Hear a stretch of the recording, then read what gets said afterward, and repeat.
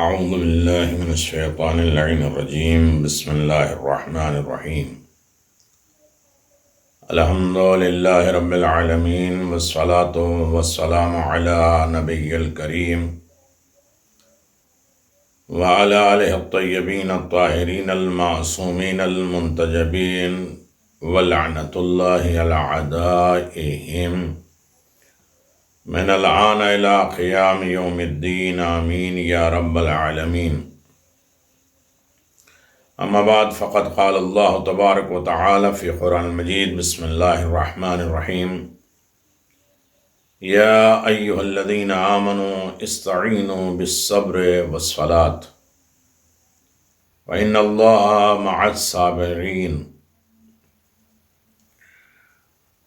حاضرین محترم، سامعین کرام،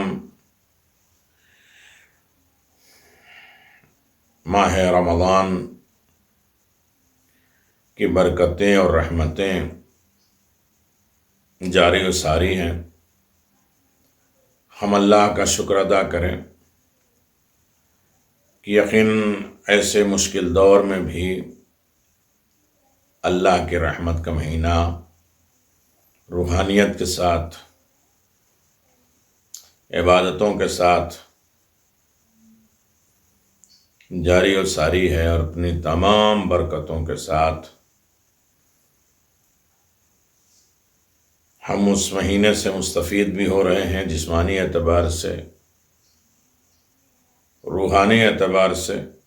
جو سلسلہ نہ تھما ہے نہ رکا ہے، وہ کبھی رکے گا بھی نہیں۔ موضوع گفتگو ہماری خطائیں اور اس کی اصلاح۔ چونکہ آج شب قیامت کی شب ہے،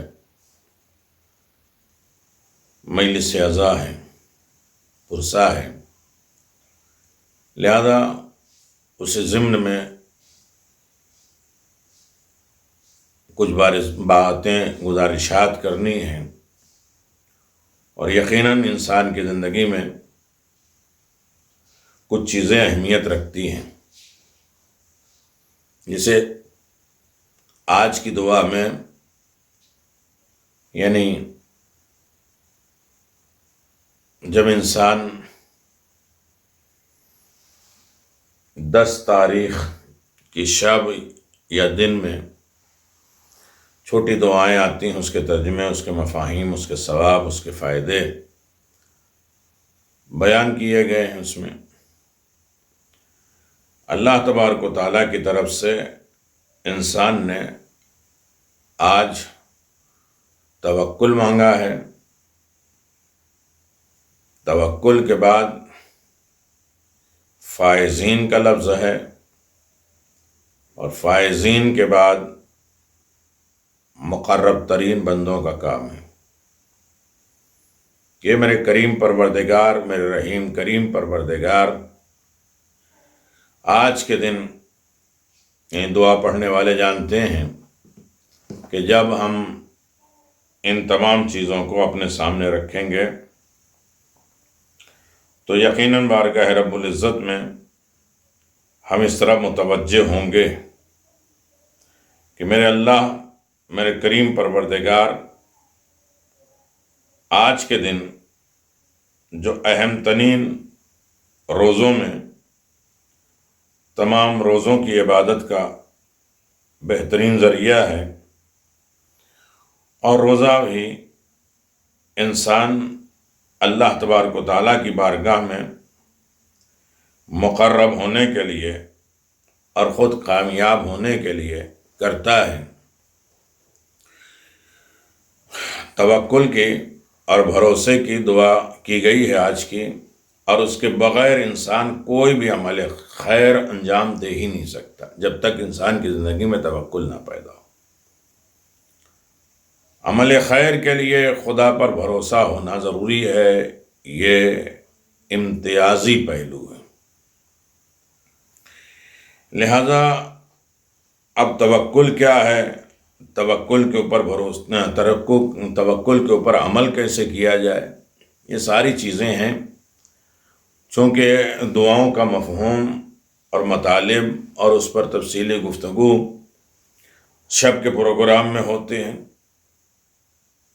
یہ مجلس ہے جو آپ حضرات کی خدمت میں آ رہی ہے، جہاں یہ دعائیں پڑھتے ہیں کامیاب ہونا، نجات پانا۔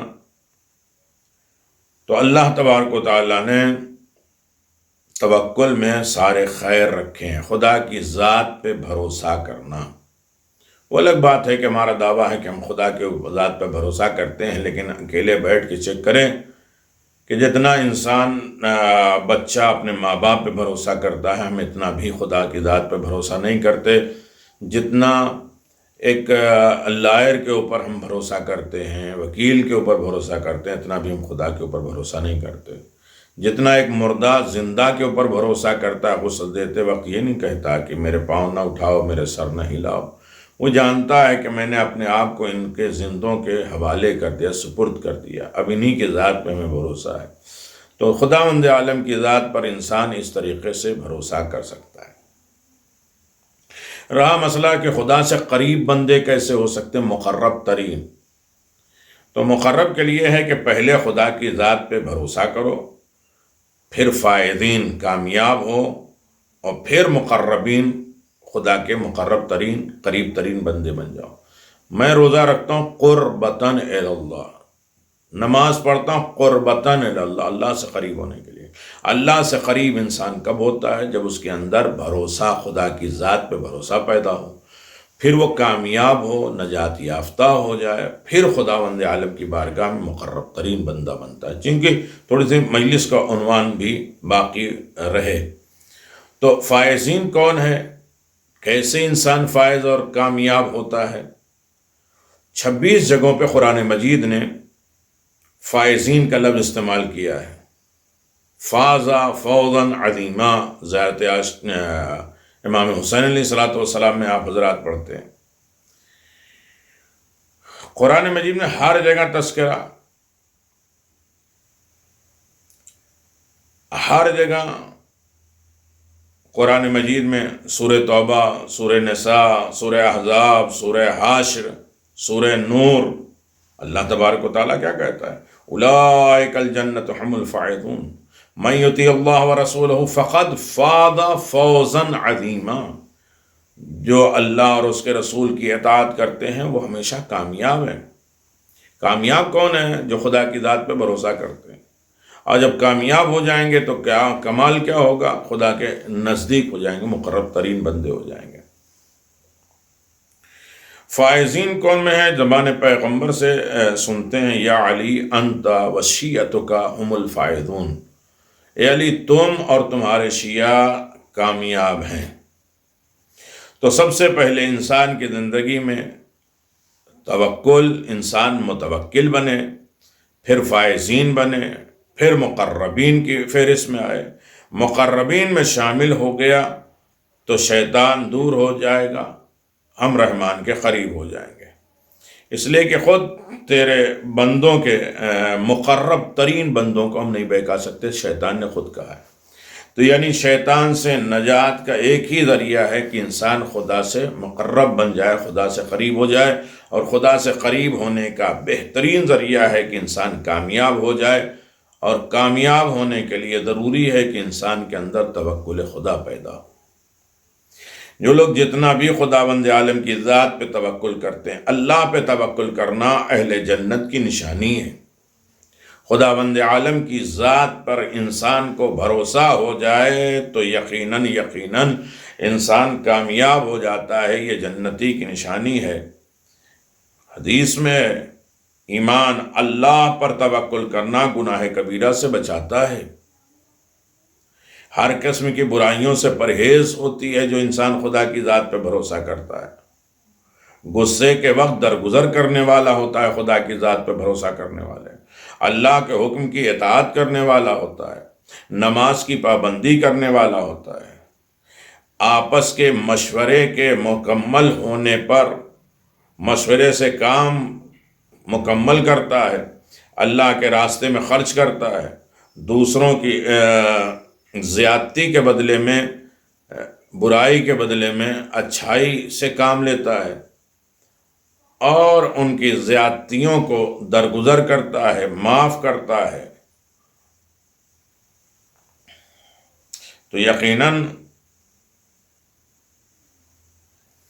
انسان کی زندگی میں سب سے پہلی چیز یہ ہے کہ انسان خداوند عالم کی ذات پہ بھروسہ کیسے کرتا ہے، اور یہی وجہ ہے کہ اللہ تبارک و تعالیٰ نے توکل کرنے والے، خدا کی ذات پہ بھروسہ کرنے والوں کے لیے بہت بڑا رتبہ دیا ہے، قرآن مجید میں آواز دیا ہے، نیکی کا حکم دینا اور برائی سے روکنا، ایسے لوگ ہیں کامیاب ہیں، یہ فائزین ہیں۔ تقوی کی کچھ مثال میں نے دی ہے، کچھ فائزین اور کامیاب نجات یافتہ کے لیے سورہ آل عمران میں ہے۔ سود نہ کھاؤ، کامیاب ہوگے، راہ خدا میں ثابت قدم رہو، کامیاب ہوگے، تقوی اور جہاد کی منزل پر رہو، کامیاب ہوگے، نیک اعمال جس میں خلوص زیادہ پایا جاتا ہے، کامیاب رہو گے، مال و جان سے جہاد کرو، جہاں بھی ثابت قدم رہ سکتے ہو ہر مشکل وقت میں ثابت قدم رہو، تزکیہ نفس کرنا۔ کامیاب ان لوگوں کی چند نشانیاں یہی تھیں جو سورہ مومنون میں 1 آیت سے لے کر 11 آیت تک اللہ کامیاب لوگوں کی فہرست بیان کر رہا ہے۔ خدائی لوگ، اللہ کا گروہ، اللہ کی انجمن، اللہ کی پارٹی، سورہ مجادلہ 23 نمبر، اللہ ہی یاد رکھتا ہے، حزب اللہ، اللہ کی پارٹی، اللہ کا گروہ کامیاب ہے۔ سر بھی تسلیم محبت سے ہلایا نہ گیا، ساسا ابن سوہان۔ یعنی انسان کی زندگی میں سب سے پہلی چیز یہ آتی ہے کہ خداوند عالم کی ذات پہ بھروسہ ہو، اور جتنا خداوند عالم کی ذات پہ بھروسہ ہوتا جائے گا انسان فائزین کی فہرست میں چلا جائے گا، اور جب انسان فائزین بن جائے گا تو مقرب ترین بندہ بنے گا، اور مقرب ترین بندہ بن جائے گا تو شیطان اس کو بہکائے گا نہیں، اس لیے کہ شیطان نے خدا کے سامنے یہ وعدہ کیا تھا کہ یقیناً تیرے مقرب ترین بندے کو میں بہکا نہیں سکتا۔ تو ایک ہے آج کی دعا میں توکل، دوسرا فائزین، اور تیسرا مقرب ترین۔ یقیناً فائزین کون ہے؟ جناب خدیجہ سلام اللہ علیہ کی زندگی اگر دیکھا جائے تو سب سے پہلے ایمان لانے والے، خداوند عالم کی تصدیق کرنے والے، اور غنی کو غنی بنانے والے، ابتر کے تانے سے بچانے والے، یعنی کتنی منزل پر جناب خدیجہ سلام اللہ علیہ کی خدا کی ذات پہ توکل و بھروسہ، ایک سے ایک رشتہ آ رہا تھا، سب کا انکار کیا، پیغمبر سے شادی کے لیے تیار ہوئی، عرب کی عورتوں کو یہ باتیں بری لگیں، لیکن کیا توکل تھا، اس لیے کہ کامیاب ہونے والی تھی، اور کامیاب میں اتنی مقرب ترین بندہ بن گئیں کہ وہ خود نہیں، خدا انہیں سلام کرتا ہے۔ اور جب خداوند عالم کے بارگاہ میں انسان جائے تو خداوند عالم یہ خود کہتا ہے کہ اللہ نے جناب خدیجہ کو سلام کہلایا ہے، اور جناب خدیجہ سلام اللہ علیہ کیا کہتے ہیں کہ سلام وہ ہے، سلام اسی کے لیے ہے اور اسی کی طرف سلام جاتا ہے۔ یقیناً آپ دیکھیں کہ فائزین بھی ہے، کامیاب بھی ہے، اور جناب ابو طالب اور جناب خدیجہ اہل ایمان کے لیے محسن ہے۔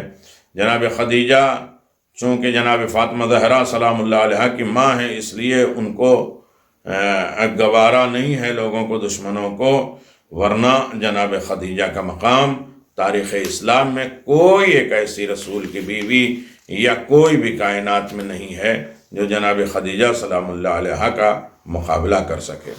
سب سے پہلے پیغمبر نے فرمایا کہ سب سے پہلے ایمان لانے والی ذات جناب خدیجہ، سب سے زیادہ میری تصدیق کرنے والی جناب خدیجہ، مجھے غنی بنانے والی جناب خدیجہ، دنیا ابتر اور لا ولد مجھے کہہ رہی تھی، اولاد کی دولت دینے والی جناب خدیجہ ہیں۔ تو جناب خدیجہ کا مقابلہ کائنات میں کوئی انسان نہیں کر سکتا۔ یہ جناب خدیجہ سلام اللہ علیہا صرف ہماری اور آپ کی گفتگو نہیں ہے۔ سورہ والضحیٰ میں اللہ تبارک و تعالیٰ کہتا ہے علم یجدک یتیما فآویٰ ووجدک ضالا فہدیٰ ووجدک عائلا فاغنیٰ۔ جسے اللہ نے اپنے تعارف کے لیے، اپنی پہچان کے لیے بھیجا ہے، ان کی پہچان کا ذریعہ جناب خدیجہ بن گئی۔ دو ہی شخصیتیں تو ہیں، جناب ابو طالب ہیں اور جناب خدیجہ سلام اللہ علیہ۔ جو نبی کی پہچان، نبی کو بچایا ہے جناب ابو طالب نے، نبی کی پہچان اور گواہی دی ہے، لالچی جیسے الزام سے بچایا۔ دنیا میں ہوتا کیا تھا؟ دنیا میں یہ ہوتا تھا کہ ہمیشہ آفر لڑکے کی طرف سے ہوتا تھا۔ آج جب ہم نکاح پڑھتے ہیں انکحت موکلتی، یعنی لڑکی کی طرف سے یہ اب ہوتا ہے کہ میں اپنے نفس کو، اپنی زندگی کو تمہارے حوالے کرتی ہوں۔ پہلے یہ تھا کہ لڑکا کہتا ہے کہ میں اپنے آپ کو تمہارے حوالے کرتا ہوں، لیکن جناب خدیجہ سلام اللہ علیہ نے شریعت بدل دی، شریعت کا قانون بدل دیا۔ رہتی دنیا تک ہمیشہ اب آفر عورتوں کی طرف سے ہوگا، اور یہ دنیا کو بتا دیا کہ اگر پیغام پیغمبر کی طرف سے آتا تو ساری دنیا یہ کہتی کہ چونکہ جناب خدیجہ کے پاس مال زیادہ ہے، لہذا پیغمبر اسلام معاذ اللہ لالچ میں آ گئے اور انہوں نے جناب خدیجہ سے عقد اور شادی کر لی۔ لیکن اتنے بڑے الزام سے بچایا جناب خدیجہ نے، پہل کیا اور خود آواز دیا۔ تو اللہ کہتا ہے کہ ہم محسنے کو، احسان کو یاد رکھتے ہیں، اور احسان کا بدلہ احسان ہے۔ اگر ابو طالب نے بچایا ہے علی کو رسول کے بستر پہ لٹا کر، ہر میدان میں ہر جگہ جناب ابو طالب نے حفاظت کی ہے، پہچان کرائی ہے، عزت دی ہے، اور نبی کو نبی مانا ہے، جانا ہے، ہر منزل پر کہا ہے، قرآن کی تلاوتیں کی ہیں، احادیث بیان کی ہے، پیغام رسول دنیا کے سامنے رسول کی حفاظت کی ہے۔ یہ سارے احسانات ہیں۔ تو اللہ نے کہا احسان کا بدلہ احسان۔ ابو طالب تم نے احسان کیا ہے تو علی جیسا بیٹا دیں گے۔ خدیجہ تم نے ہمارے رسول کے اوپر احسان کیا جسے ہم نے اپنی پہچان کے لیے بھیجا ہے، تو فاطمہ زہرا جیسی بیٹی دیں گے۔ ملکۃ العرب، کائنات کی ملکہ اور عرب کی شہزادی۔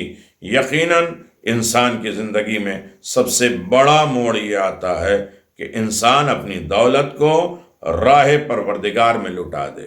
سب سے پہلے انفاق فی سبیل اللہ، اللہ کی راہ میں لٹانے والی، دینے والی جناب خدیجہ سلام اللہ علیہ ہے۔ تاریخ انسانیت میں، یہ تاریخ اسلام میں ازدواجی زندگی تو بہت پائی جاتی ہے۔ انسان زندگی، آج بھی شادیاں ہوتی ہیں، اور شادیاں کس منزل پہ ہوتی ہیں، کیسی ہوتی ہیں، وہ ایک الگ مسئلہ ہے۔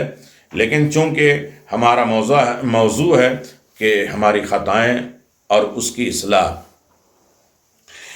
زوجیت فی القرآن اگر کہا جائے، قرآن مجید میں ازدواجی زندگی، تو قرآن مجید میں دو طریقے کی زوجیت پائی جاتی ہے، بیوی پائی جاتی ہے۔ ایک زوجیت فطری ہے، ایک زوجیت سببی ہے۔ فطری وہ ہے کہ جسے قرآن نے کہا ہے کہ من کل ثمرات جعلنا فیہ الزوجین اثنین، ہر چیز کا ہم نے جوڑا بنایا ہے، اس کی شادی نہیں ہوتی۔ اب درخت ہے کہ نر ہے، مادہ ہے، یہ ساری چیزیں ہیں۔ وَمِن كُلِّ شَيْءٍ خَلَقْنَاهَا زَوْجَيْنِ لَعَلَّكُمْ تَذَكَّرُونَ، ہر چیز کا ہم نے جوڑا بنایا، ہم نے مرد عورت کو بنایا ہے۔ ثمانیۃ ازواج من ضال اثنین من المقین وانزلنا من السماء ماء فاخرجنا به ازواجا من نبات شتى۔ یہ کیا ہے؟ نیچر اور فطرت میں زوجیت پائی جاتی ہے۔ زوجیت سببی کیا ہے؟ یہ وہ زوجیت ہے جو رشتہ عقد کے اور عقد کے علاوہ دے دینا، کنیزی اختیار کر لینا کے ذریعے پیدا ہوتی ہے، جو عقد سے، نکاح سے پیدا ہوتی ہے۔ یہ سببی بیوی اور زوجیت ہے۔ اس کا تذکرہ دنیا سے لے کر آخرت تک تقریباً 56 مقامات پر قرآن مجید نے تفصیل کے ساتھ بیان کیا ہے۔ احکام زوجیت، بیوی کے احکام کے بارے میں، نفقہ زوجیت، طلاق زوجیت، میراث زوجیت، ازواج انبیاء، ازواج پیغمبر، شرائط زوجیت، مرتبہ اور لیول جو ہے وہ زوجیت کا، زوجیت حوران جنت میں جو ہے بیویاں ہوں گی، یہ تمام چیزیں قرآن مجید نے صراحت کے ساتھ بیان کیا۔ ان تمام مقامات کے درمیان 2 مقامات ایسے ہیں جس میں صراحتاً رشتہ زوجیت کو پروردگار کی طرف منسوب کیا گیا۔ زوجیت الحور العین کذالک زوجنا بحور العین، دخان 54 نمبر۔ زوجیت زینب بنت جوش، فلما قضى زید منها طردا زوجا، سورہ احزاب۔ لیکن کھلی ہوئی بات یہ ہے کہ حور العین کا رشتہ زوجیت تقریباً فطری انداز کا ہے، اور اس کا صیغہ عقد وغیرہ سے کوئی تعلق نہیں ہے۔ یہ تو تمہارے اچھائی کی بنیاد پر تمہیں حور ملے گی، میں شادی وغیرہ نہیں ہوگی، بارات نہیں جائے گی، جشن نہیں ہوگا، ولیمہ نہیں ہوگا۔ جناب زینب کے عقد کے بارے میں بھی پروردگار کی نسبت پیغمبر اسلام کے موقف کی صفائی کے لیے اس رشتے میں معاذ اللہ پیغمبر کی نفسانی کا کوئی دخل نہیں ہے، بلکہ در حقیقت یہ رشتہ پروردگار نے قائم کیا تھا۔ جنگ میں جو زینب آئے تھے، جس کے بعد یہ کہا جا سکتا ہے کہ سببی زوجیت کا سارا کاروبار پروردگار نے بندوں کے حوالے کیا ہے اور ان کی مکمل اختیار پہ چھوڑ دیا ہے کہ تم عورت کو چوز کرو، عورت کو دیکھو، انتخاب کرو، مرد کو دیکھو، اس کا انتخاب کرو، یہ تمہارے اختیار میں ہے۔ ہم یہ بتا دے رہے ہیں کہ مرد کے اندر یہ کوالٹی ہونا چاہیے، عورت کے اندر یہ خوبی ہونی چاہیے، اور عورت کو اگر تم انتخاب کرے تو سب سے پہلے اس کی ماں کو دیکھو، ماں نے کیسے نبھایا، اخلاق مند ہے یا نہیں، تو بہت سا حصہ جو ہے وہ ماں کا اس کے اندر آتا ہے۔ یہ سب اختیار کس کا ہے؟ انسان کا۔ سارے رشتے کائنات میں، سارا رشتہ ہمارے اختیار میں۔ ایک رشتہ کائنات میں جسے خدا نے بنایا، جو علی اور فاطمہ زہرا کف بلایا۔ یہی وجہ ہے کہ مولا کائنات کی بیوی جناب سیدہ، اس دنیا میں بھی سیدہ کے ہوتے ہوئے علی کے لیے کوئی بیوی نہیں ہے، اور جب جنت میں رہیں گی تب بھی جناب امیر المومنین کے پاس جناب سیدہ سلام اللہ علیہا رہیں گی۔ اس بات کی دلیل ہے کہ دنیا کے اور مردوں کے لیے خود رسول کی کئی بیویاں ہوں گی اور کس طریقے کی ہوں گی، لیکن علی جناب سیدہ کے ساتھ۔ اللہ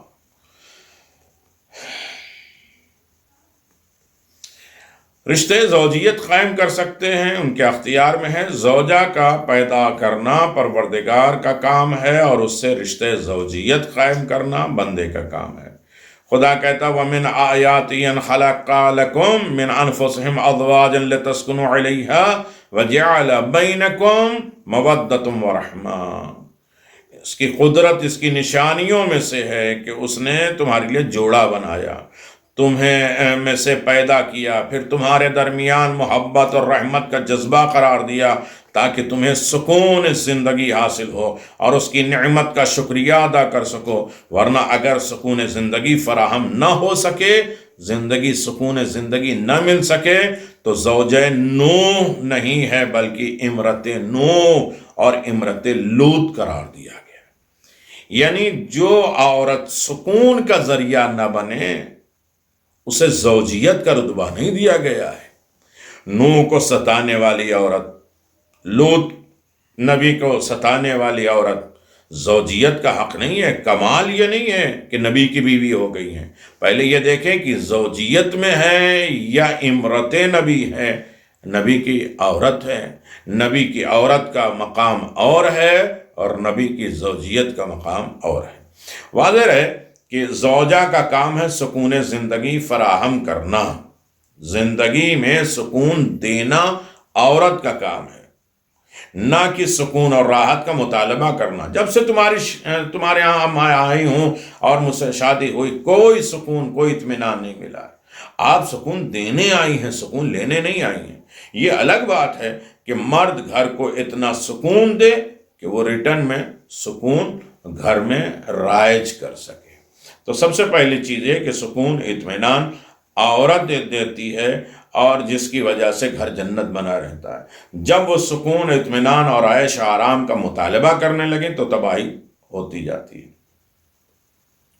اور اس میں بڑی باتیں ہوں گی، لیکن چونکہ یہ مجلس ہے اور اس ضمن میں مجھے اور آگے نہیں جاننا ہے، جب موضوعات ازدواجی زندگی کے سلسلے میں آئے گی تو اس پر کھل کے باتیں ہوں گی۔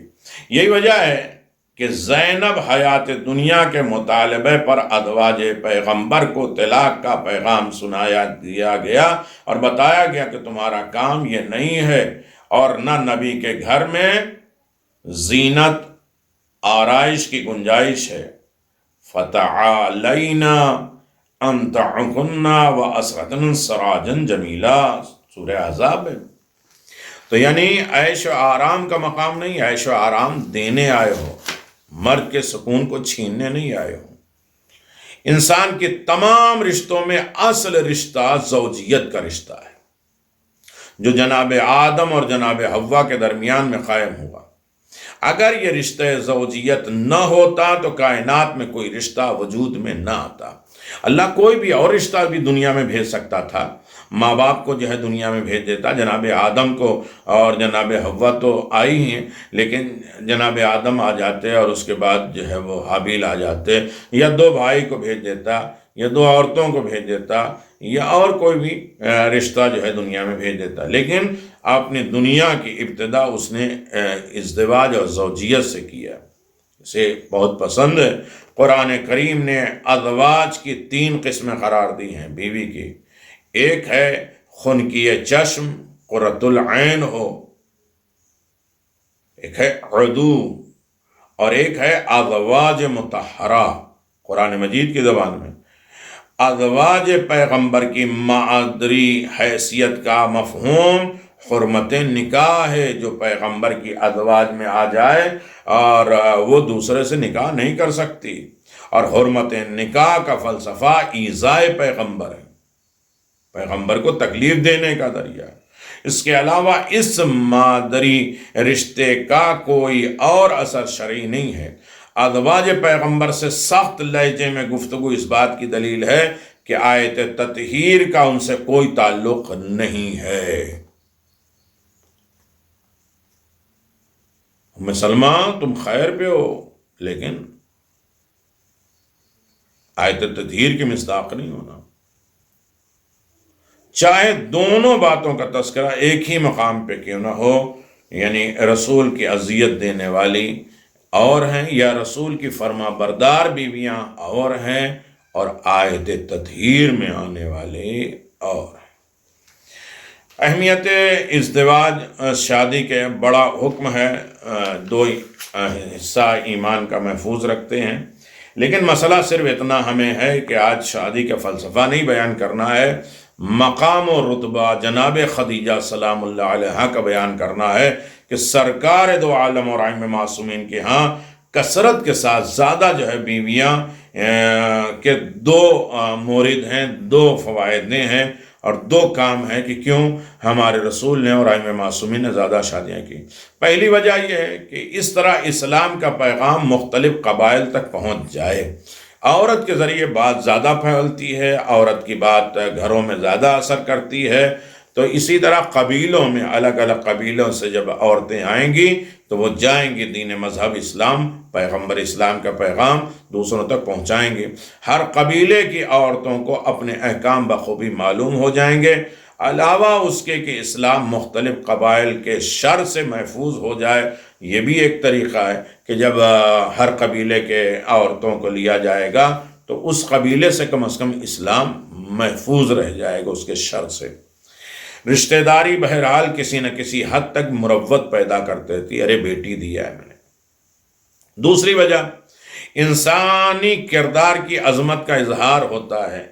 رسول اور آل رسول نے جو زیادہ شادیاں کی ہیں، یہ انسان کی عظمت بتائی گئی ہے کہ کمزور انسان ایک زوجہ کے گھر میں آنے سے بے شمار فرائض سے غافل ہو جاتا۔ ارے نئی نئی شادی ہوئی، صبح کیسے اٹھے؟ اور بلند کردار انسان متعدد زیادہ بیویاں رہتے ہوئے بھی فرائض الہیہ سے غافل نہ ہو، بلکہ سب کے نفقے کا انتظام بھی کرے، عبادت الہی بھی کرے، حقوق اللہ بھی کرے، حقوق العباد کرے۔ جسے بہت شوق ہے ایک سے زیادہ شادیاں کرنے کا، تو وہ یہ سوچ لے کہ اس کے فرائض سے وہ غافل نہ ہو، حقوق اللہ اسے ادا کرنا ہے، حقوق الناس کی رعایت کرنا ہے۔ اور یہی وجہ ہے کہ ان گھروں میں بیویاں، ازواج کثرت کے باوجود بھی کبھی نان و نفقے میں کمی نہیں ہوئی، فرائض میں کوتاہی نہیں ہوئی، سلوک میں ناانصافی کی آواز نہیں سنائی دی ہے۔ یہ ہے فلسفہ ایک سے زیادہ بیویاں کرنے کا۔ میرے عزیزوں، یہ ساری بیویوں کا باتیں تو ہوتی رہیں گی، اور یقیناً کائنات میں ایک ازدواجی رشتہ جوڑنے والی اور مقام رتبے تک پہنچنے والی شخصیت کا نام ہے جناب خدیجہ سلام اللہ علیہا، جن کا یہ رتبہ کم ہے کہ جناب صدیقہ طاہرہ حضرت فاطمہ زہرا سلام اللہ علیہا کی والدہ گرامی۔ اللہ اکبر! جناب خدیجہ باعظمت، وہ بلند کردار خاتون ہیں جن پر صرف مسلمان اور مومن ہی نہیں بلکہ معصوم ائمہ اور خود پیغمبر اسلام بھی فخر و مباحات کرتے نظر آ رہے ہیں۔ جس عورت پر پیغمبر فخر کرے، اللہ اکبر! جس کے آپ کے خدمت میں چند نمونے میں بیان کر دوں کہ جب پیغمبر اسلام صلی اللہ علیہ وآلہ وسلم کی شہادت ہوئی ہے اور پیغمبر اس دنیا سے رحلت کر گئے ہیں، تو آپ بستر علالت پر آ گئے تو جناب فاطمہ زہرا آپ کے فراق کے غم سے بہت زیادہ پریشان اور رنجیدہ ہوئیں کہ رسول میرا باپ جا رہا ہے، اور بہت گریہ فرمائی۔ تو حضرت نے حضرت زہرا سلام اللہ علیہا کو تسلی اور دلاسا دیتے ہوئے حضرت علی بن ابی طالب کے پربرکت وجود اور ان کے برجستہ خصوصیات کا ذکر کرتے ہیں کہ علی کیا ہیں، علی کا مقام کیا ہے، علی کا رتبہ کیا ہے۔ شہزادے کی مادر گرامی حضرت خدیجہ سلام اللہ علیہا کا اس طرح تذکرہ کیا ہے کہ آواز دیا کہ پھر جناب سیدہ سے جناب خدیجہ کا تذکرہ کیا، فرمایا بیٹی تمہیں اس بات پر خوشی اور فخر ہونا چاہیے کہ ان علی اول من آمن باللہ وعز وجل رسولہ من هذه الامہ ہوا وخدیجۃ امہ۔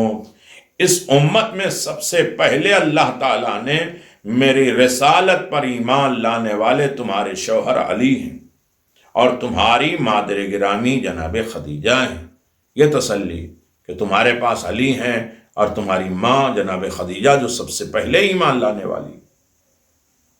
تو اس بات کی طرف ہمیں زیادہ سے زیادہ نشاندہی دی جاتی ہے کہ لائق صد افتخار خاتون جناب خدیجہ سلام اللہ علیہا ہیں۔ اور اس کی دوسری مثال بھی آپ حضرات کی خدمت میں ہم دے دیں۔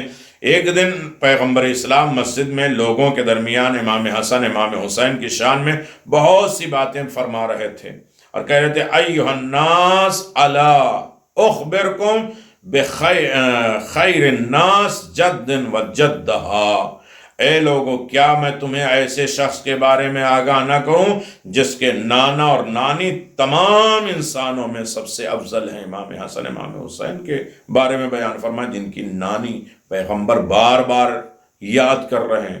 وہ الگ بات ہے کسی بیوی کو برا لگے کہ اس بوڑھی عورت کو معاذ اللہ یاد کرتے رہو، تو پیغمبر اسلام نے کہا خبردار، کیوں نہ یاد کروں؟ انہوں نے مجھے ابتر جیسے الزام سے بچایا ہے، ہمیں کثرت نسل دیا ہے، انا اعطینا کی نذیر سیدہ عطا فرمائی ہے، مجھے غنی بنایا۔ جب سب ہماری انکار کر رہے تھے اس وقت انہوں نے تصدیق کیا، ایمان لائیں۔ اللہ اکبر۔ تو مسجد میں حاضرین نے پوچھا ضرور ہے اللہ کے رسول؟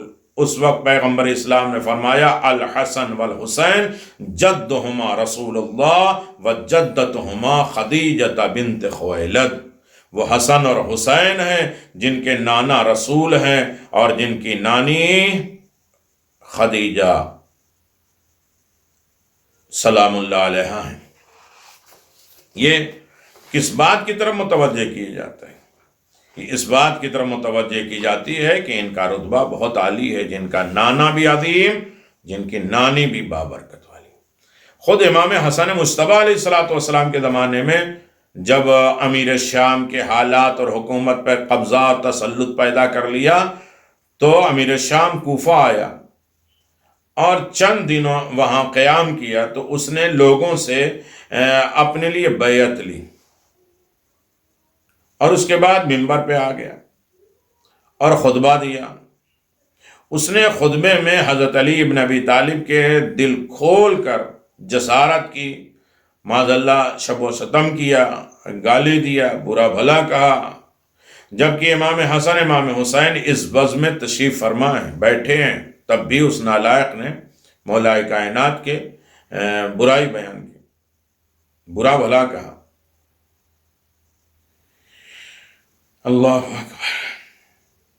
امام حسین علیہ السلام نے اٹھ کر معاویہ امیر شام کا جواب دینا چاہا، مگر امام حسین علیہ السلام نے امام حسن علیہ السلام نے ہاتھ پکڑ کے انہیں بٹھا دیا، خود جواب دینے کے لیے کھڑے ہوئے، فرمایا اے علی، یہ مرتضیٰ کے بدگوئی کرنے والے سن، میں علی کا بیٹا ہوں، حسن ہوں،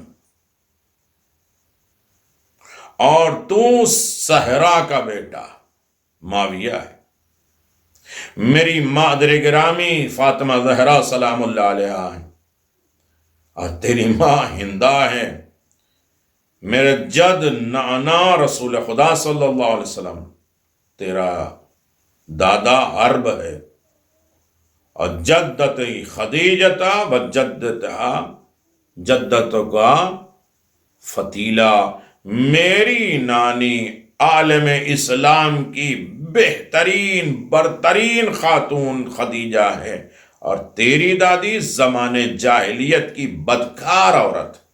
امام حسن مجتبیٰ فتیلہ ہے۔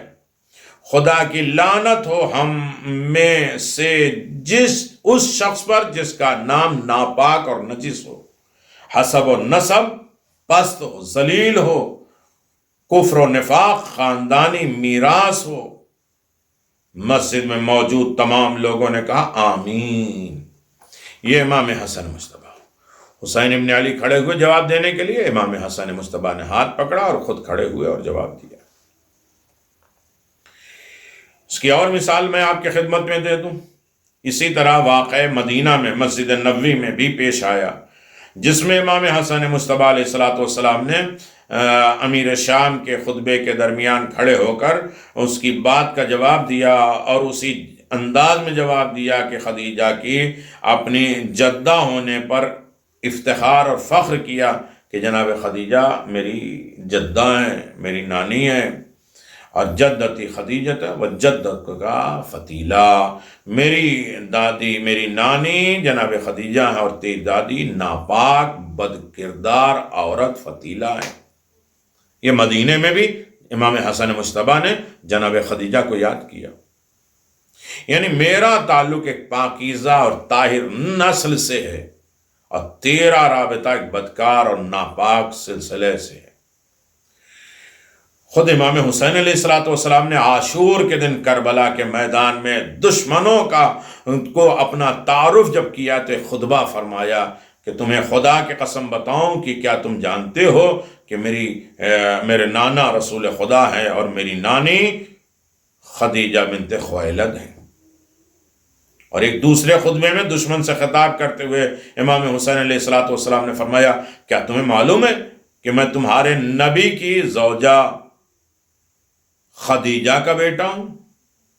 امام زین العابدین علیہ الصلوۃ والسلام نے دمشق میں، شام میں، یزید کے گھر میں، معاویہ کے گڑھ میں، جامع عمومی میں، اس کے دربار میں، بھرے مجمع میں یزید کے سامنے مشہور خطبہ دیا اور اپنا تعارف کیا، انا ابن خدیجۃ الکبریٰ، میں خدیجہ کبریٰ کا بیٹا ہوں۔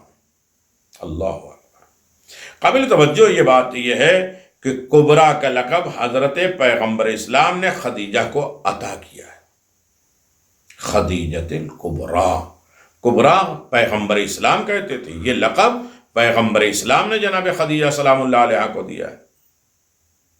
جناب زینب سلام اللہ علیہ 11 محرم سن 61 ہجری کو میدان کربلا میں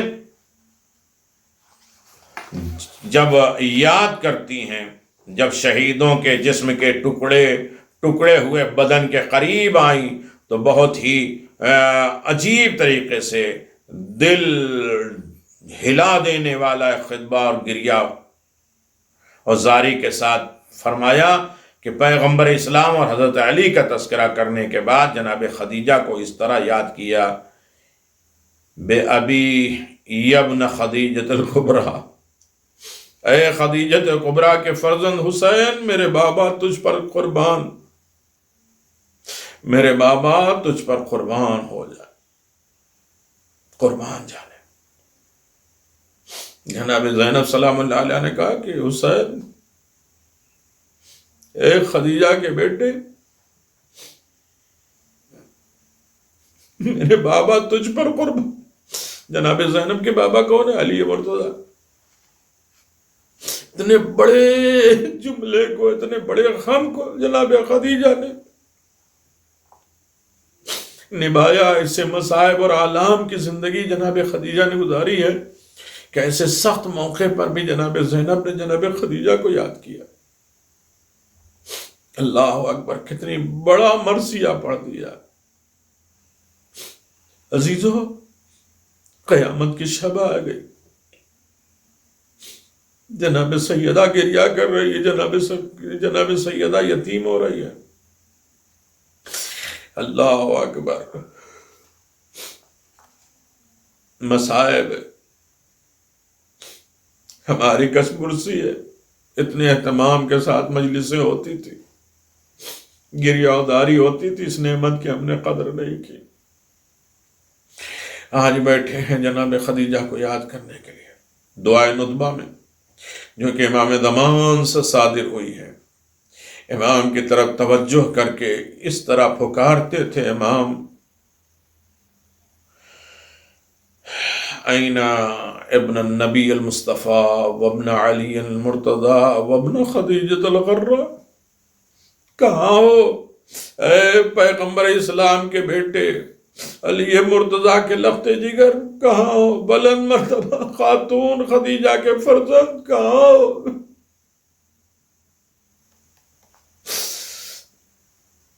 یا مولا، یا صاحب الزمان۔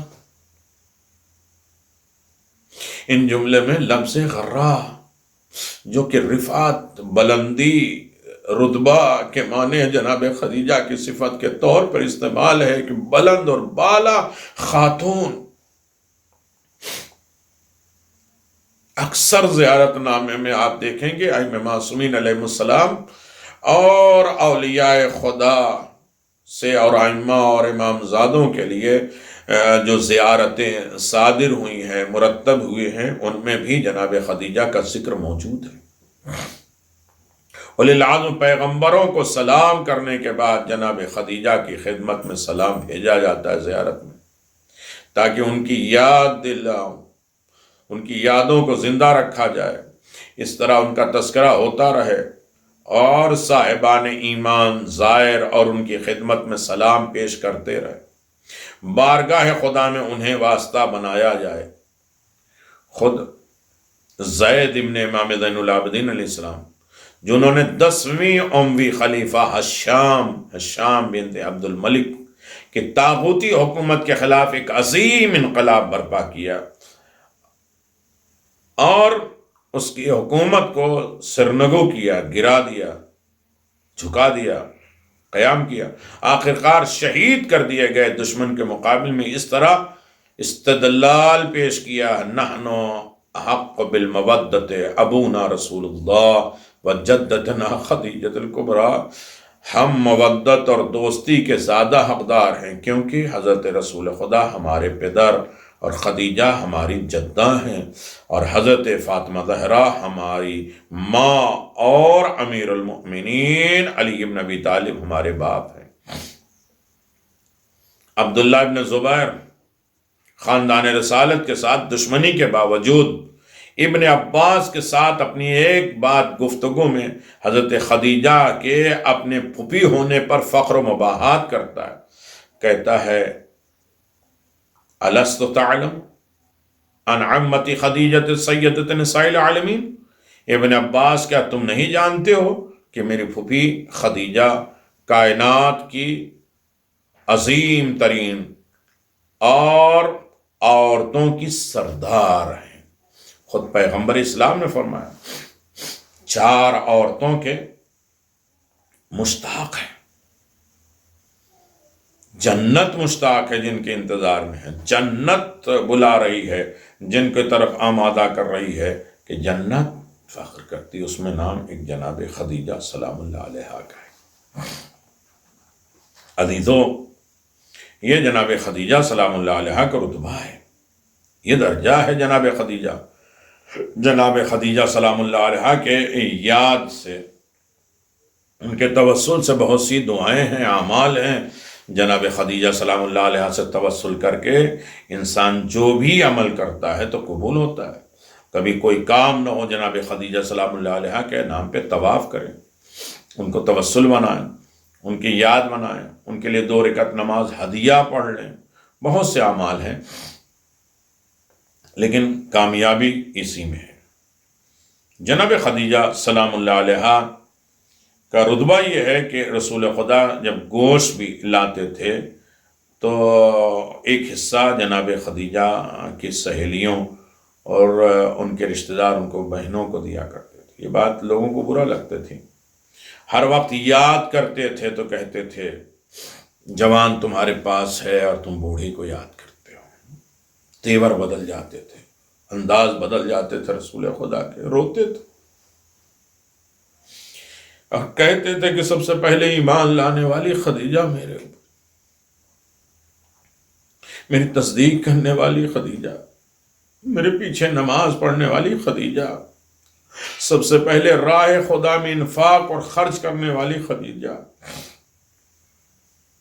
اللہ اکبر، کیسے کیسے موقع آئے، لوگوں کو ناگوار گزرا کہ آپ نے معاذ اللہ ایک غریب مسکین سے شادی کر لی، جو ہم نے رشتہ بتایا ہے تم نے نہیں کیا ہے تو چھوڑ دیا۔ اس کا اثر جناب سیدہ کی ولادت کے وقت نظر آیا، کوئی نہیں آیا، دنیا نہیں آئی تو اللہ نے جناب مریم، آسیہ، ہاجرہ کو بھیجا۔ اس تنہائی کا منظر جناب سیدہ ہمیشہ یاد کرتی تھی کہ میری ماں اکیلی، لیکن پھر بھی جناب سیدہ بطن مطہر سے اپنی ماں سے گفتگو کیا کرتی تھی۔ جب جناب سیدہ کا آخری وقت تھا، اکیلی رہ گئی، رسول خدا سے کچھ وصیتیں کی، 2 وصیتیں کی۔ ایک وصیت میں کہتی ہے یا رسول اللہ آپ کے سامنے میری زبان نہیں کھلتی، آپ چلے جائیے، میں سیدہ سے کہلا دوں گی۔ جب رسول خدا چلے گئے، جناب سیدہ سے جناب خدیجہ نے ایک بات کہی کہ اپنے بابا سے کہہ دو مجھے شرم آتی کچھ چیزیں مانگتے ہوئے۔ وہ بی بی جو لباس مانگتے ہوئے بھی، کفن مانگتے ہوئے شرم کھا رہی، کیا رتبہ ہے، سب کچھ راہ پروردگار میں لٹا دیا۔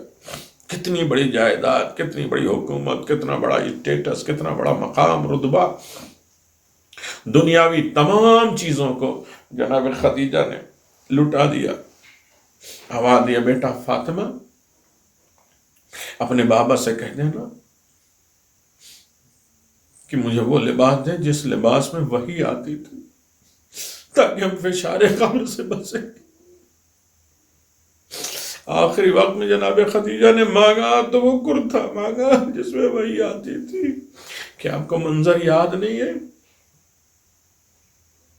اللہ اکبر۔ حسین ابن علی کے چاہنے والوں، حسین کی ایک بیٹی، حسین ابن علی نے کہا کہ میرا وہ لباس لاؤ، جگہ جگہ چاک کیا، پھاڑا، اللہ اکبر، کفن۔ میرے عزیزو، مختصر اگر بات کیا جائے کہ شب کی مجلس میں انشاءاللہ تفصیلی گفتگو ہوگی۔ آج معاشرے میں اصلاح کرنا چاہیے۔ قرآن جس کا قصیدہ پڑھ رہا ہے، نبی جس کے لیے فخر کیا کرتے تھے، ائمہ معصومین ہر جگہ جناب خدیجہ کو یاد کیا کرتے تھے، تو معاشرہ اصلاح کرے قرآن کی آیتوں کے ضمن میں۔ اللہ اکبر۔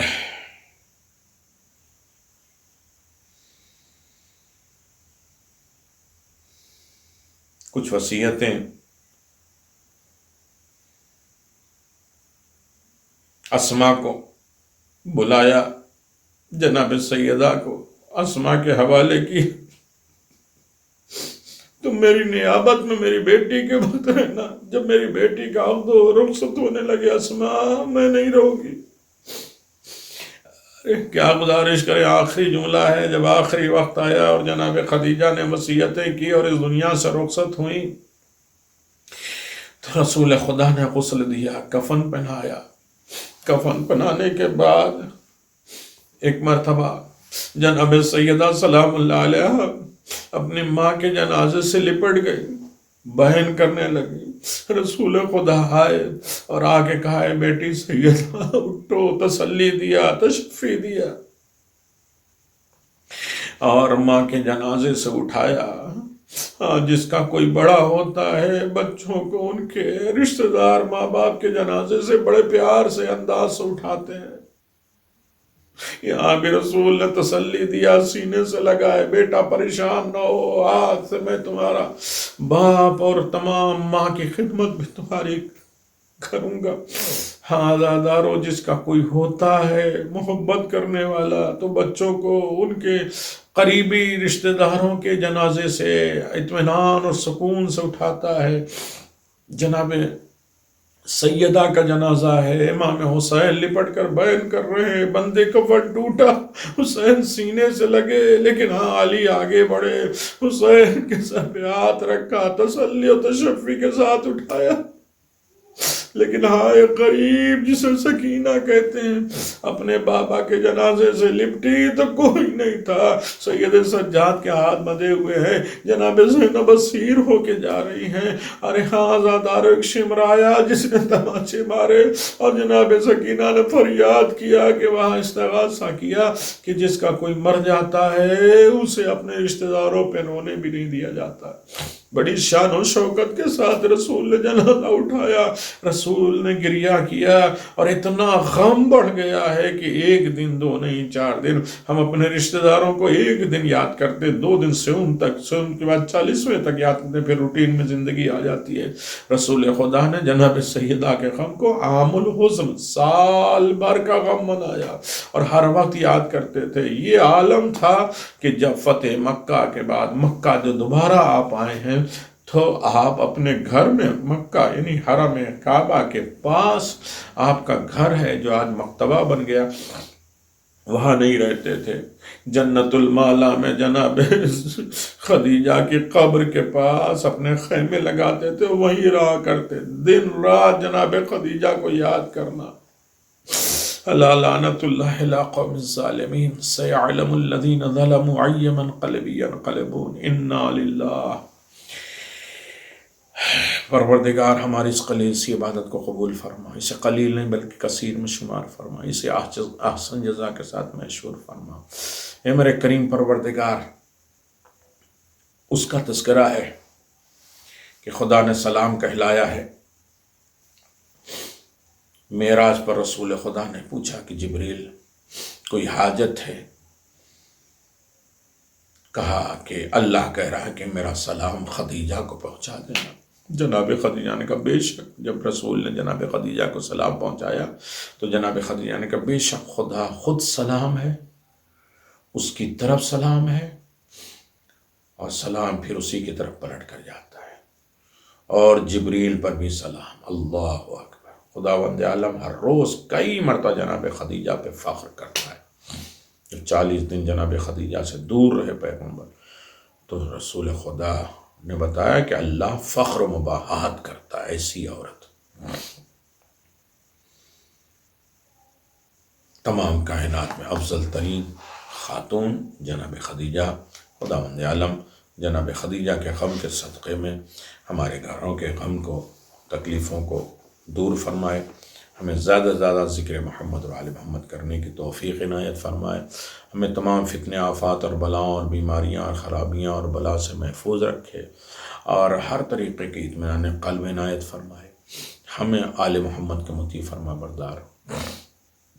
دعا ہے اللہ یہ مسئلہ جلد آسان ہو، جیسے آج قسم پرسی سے یقیناً اکیلے بیٹھ کر رونا ہے اچھا، لیکن مجالس میں نہیں، مجالس میں رو لاؤ، کچھ دن کے بعد 21 ماہ رمضان آئے گی،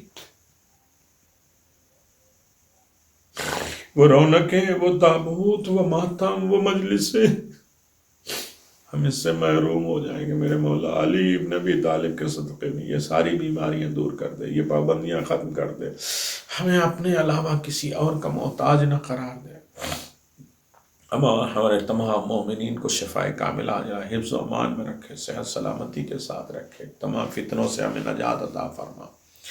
وآخر دعوانا ان الحمد للہ رب العالمین، وصلی اللہ علی محمد وآل محمد وعجل فرج۔